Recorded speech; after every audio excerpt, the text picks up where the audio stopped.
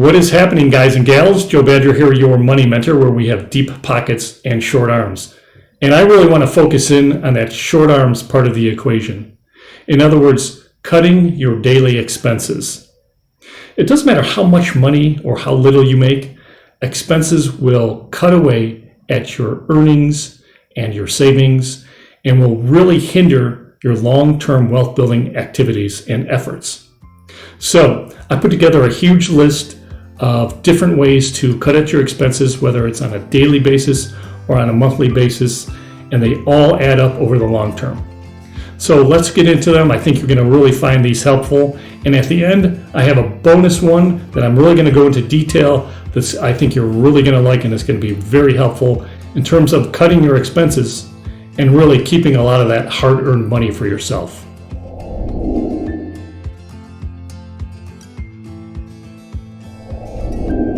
When it comes to cutting expenses, I think the best place to start is with your car. And that begins with buying a moderate used car. You're going to save in three big ways when you get a used car. First of all, the initial purchase price is going to be lower. Your insurance is going to be lower. And thirdly, your upkeep is going to be lower. As long as that thing's running well and it's not a flashy, very expensive car, you're going to save a lot of money. I think it's common knowledge by now that if you buy a brand new car, it depreciates as soon as you drive it off the lot by up to 30 to 40%. But if you buy a used car, it's going to really keep your expenses down on a daily, monthly, and yearly basis. And I think this is a really good first place to start. You can extremely cut your daily expenses by cooking at home versus dining out. I used to be a big fan of dining out years ago, but I slowly changed and now I cook at home most of the time. And that saves me a heck of a lot of money in many ways. First of all, it's cheaper, but second, it's just better food, and third, it's much more healthier. So I think the dining out versus the cooking at home is a huge way to cut down on your daily, monthly, and yearly expenses for sure. Speaking of cars and driving, a great way to save on your gas expense is to use the app Gas Buddy. I used Gas Buddy on my phone, and for a while I would monitor where the lowest price gas was. Then, in my case, it happened to be Speedway. So then I got the Speedway app and I looked around my area and I found which is the cheapest Speedway station. And I go to that one regularly. So I don't go to the closest gas station near me or the one that's most convenient and around the corner because it may not be the cheapest. Also, when you have the Speedway app, you do accumulate rewards as well, and that's a bonus perk. Another great way to save on your gas is to use dollar cost averaging. You may have heard this in terms of investing, but you can use this trick when it comes to gas as well. The simplest way to explain this is every time you go to fill up your car or you go to get gas, use the exact same dollar amount, whether it's $20 or $25 or $30. This will dollar cost average the average price of gas per gallon over time. And what it ends up doing is giving you the best rate in the long term. So using Gas Buddy and local apps for gas stations, as well as dollar cost averaging, this is going to save you a lot of money over the long term. Did you know that you can save a lot of money with your phone, on the phone itself and on the monthly bill?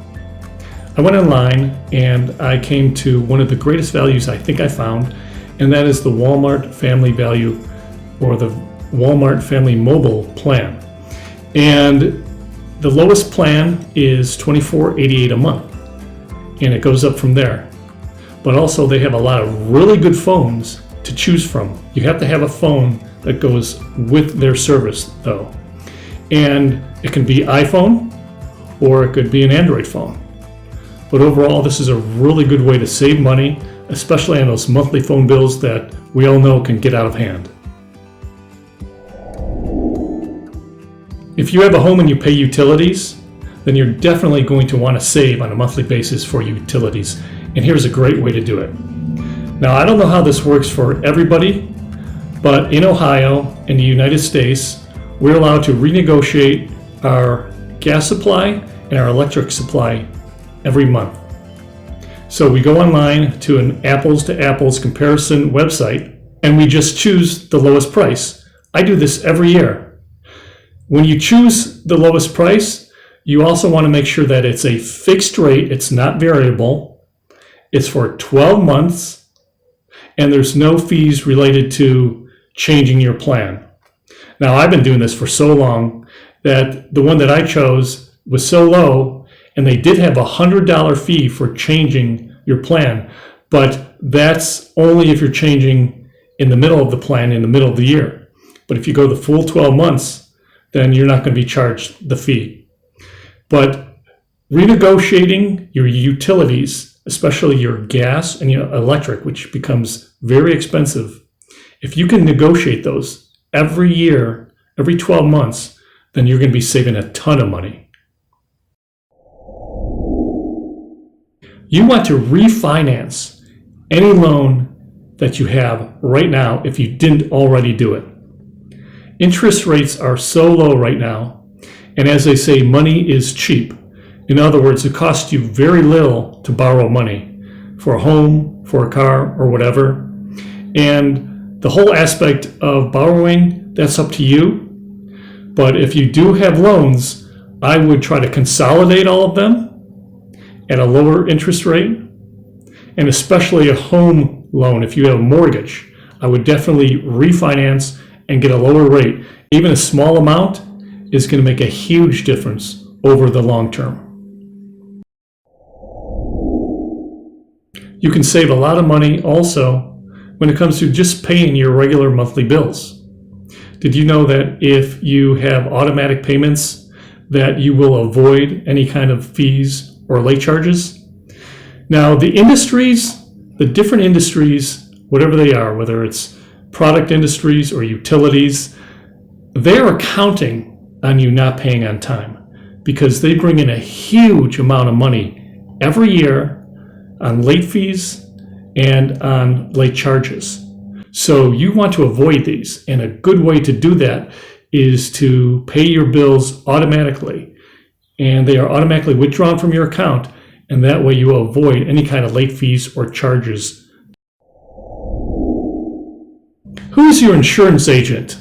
You know, I have a friend who owns an insurance company, and he tells me to use that question when I talk to people. Who is your insurance agent? In fact, if you just stick with one agent, that's not a good way to cut your expenses. Your insurance agent should be an insurance broker. For example, let's say you have State Farm. State Farm is just one company. If you have an insurance broker, they're going to quote you out from dozens of companies, State Farm just being one of them. I do this, and it saves me a lot of money with everything that I have insured. And the funny thing is, what's good for me and all the details that I have in my insurance policies will not be good for you or someone else. It's all very individual. If you use an insurance broker, he's going to price it out among many different companies, and that's going to save you a lot of money in the long term. If you're someone who travels and flies on airplanes a lot, the best way to save on expenses is to travel light. I've even traveled overseas, and I've taken just a small bag with me, because we all know that the airlines, the way they're structured now, is they make a huge part of their income just on upcharges and extra baggages and eating on the plane and these different various incidentals. So if you do fly, keep this in mind, because these kind of habits will cut down on your expenses dramatically. Awesome. You made it to the bonus part of the cutting your daily expenses. Now, this one really is a quality of life issue as well as a money issue. And that is cutting down on your entertainment and recreation. Depending on what your hobbies are or the things you like to do, that can be very expensive. But there are ways to really enjoy recreation and entertainment with your family, loved ones, and friends by doing more simpler things, like going to the park, or watching your kids play sports, or biking, or swimming, or going for walks, or hiking. All of these things are high quality, low expense, and they can really save you money, but at the same time, you're going to enjoy them genuinely, especially if you're with someone you love. So there you have it, guys and gals. A bunch of ways to cut down on your expenses, whether it be daily, weekly, or monthly. I think you're going to enjoy using some of these techniques or putting them to work, and you'll find out that they work very well. And you'll find out that it doesn't matter how much you're bringing in, whether it be very little or a lot, you're really going to need to cut down on your expenses, or they will cut into your income and your savings and your wealth building over time. If you like this sort of thing, definitely subscribe to the channel. Also leave a comment. I'd love to hear what you have to say about your tips to cutting expenses. Other than that, I'll see you next time. Take care.